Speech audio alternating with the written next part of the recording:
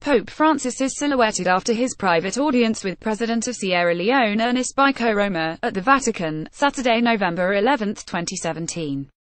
Tony Gentile. Full photo via app. Associated Press. Vatican City. Pope Francis on Saturday reaffirmed the primacy of using one's conscience to navigate tough moral questions in his first comments since he was publicly accused of spreading heresy by emphasizing conscience over hard and fast Catholic rules.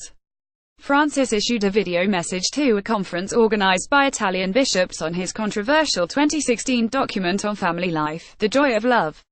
The document has badly divided the Catholic Church, with some commentators warning that it risks creating a schism given its opening to divorced and civilly remarried Catholics. Francis told the conference that priests must inform Catholic consciences but not replace them. And he stressed the distinction between one's conscience, where God reveals himself, and one's ego that thinks it can do as it pleases.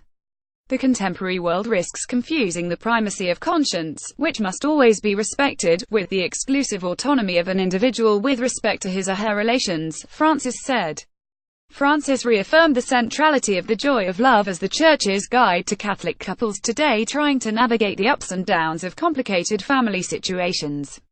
When it was released in April 2016, The Joy of Love immediately sparked controversy because it cautiously opened the door to letting civilly remarried Catholics receive communion. Church teaching holds that unless these Catholics obtain an annulment, a church decree declaring their first marriage invalid, they cannot receive the sacrament since they are seen as committing adultery in the eyes of the Church.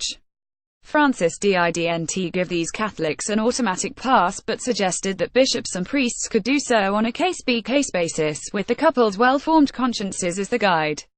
Conservatives accused the Pope of sowing confusion and undermining the Church's teaching on the indissolubility of marriage. 4 prominent cardinals formally asked for a clarification to 5 dubia, or doubts, they said had been spawned by the document.